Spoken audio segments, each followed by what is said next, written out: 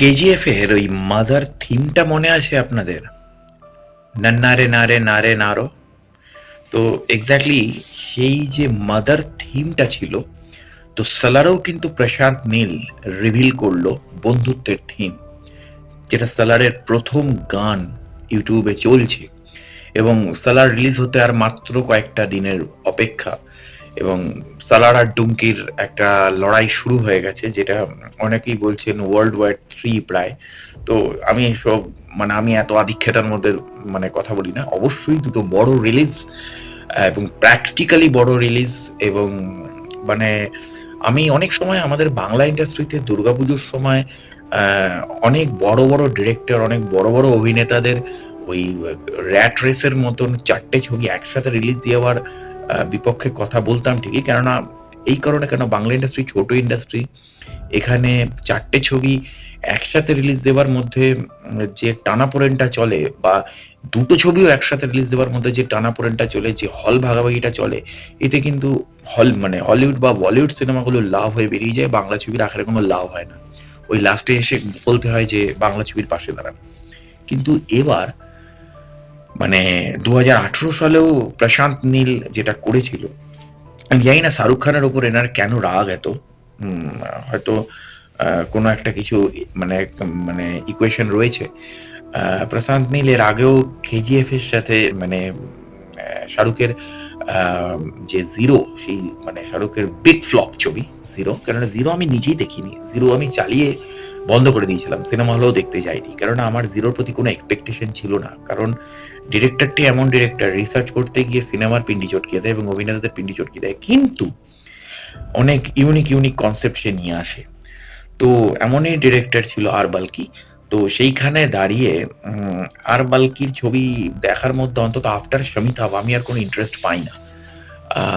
তো সেই জায়গা থেকে দাঁড়িয়ে জিরো নিয়েও আমার কোনো ইন্টারেস্ট ছিল না, এবং স্বাভাবিক ব্যাপার, জিরো সুপার ফ্লপ খেয়েছিল এবং তারপরে 5 বছর অপেক্ষা করার পর বাদশা ফিরেছে এবং বাদশা তার ফোর্থ ছবি নিয়ে আসছে। কারণ আমি টাইগার 3-কেও বাদশার ছবি হিসেবেই ধরছি, কারণ সালমানের থেকে বেশি বাদশার হাইপ ছিল।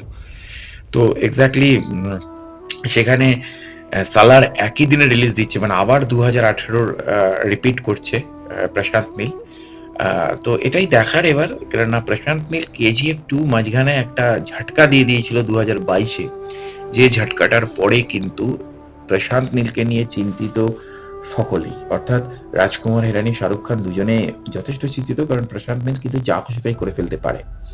আর আগের বার প্রশান্ত নীলের অবশ্যই কেজিএফ এর কিন্তু অন্যতম ডিস্ট্রিবিউটর পার্টনার ছিল কিন্তু ফারহান আক্তার এবং সিদ্ধওয়ানি, যারা এর আগে যারা ফারহান আক্তারের সিনেমাগুলো করেছে, এক্সেল মুভিজ, তারা কিন্তু ডিস্ট্রিবিউটর পার্টনার ছিল। কিন্তু সালারের ক্ষেত্রে কিন্তু তারা ডিস্ট্রিবিউশন পার্টনারে নেই, ফলত সালার কিন্তু একা হোমবেলা ফিল্মস নিজে লড়াই করছে। এবং প্রশান্ত নীল এবং প্রভাস, এবং ওদিকে রাজকুমার হিরানি এবং শাহরুখ খান, একটা অদ্ভুত লড়াই চলছে, কিন্তু তার মধ্যেও প্রশান্ত নীল তার ম্যাজিক দেখানো শুরু করে দিয়েছে এবং এই যে ফ্রেন্ডশিপ থিমটা সে রিলিজ করে দিল সালারের প্রথম গান হিসেবে, এবং যেটা রমরম করে চলছে। এবং আমার অদ্ভুত লাগছে কেজিএফ এর সেই এক প্যাটার্ন, এক এক সিম্ফনি, কেজিএফ এর যেটা মাদার থিম ছিল নারে নারে নারে নারো, যেটা প্রচন্ড পপুলার একটা থিম, এবং যেটা অনেকেরই মোবাইলের রিংটোন এখনো, অনেকের কালার টিউনও এখনো বাজে।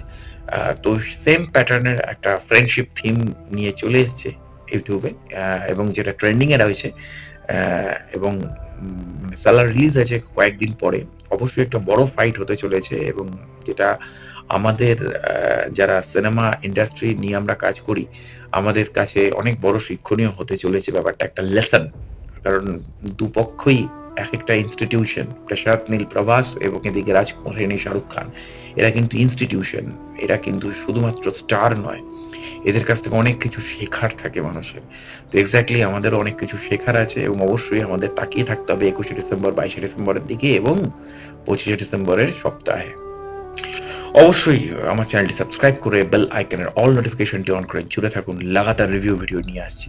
দেখা হচ্ছে পরের ভিডিওতে। অবশ্যই সালারের জন্য শুভকামনা রইল। নমস্কার।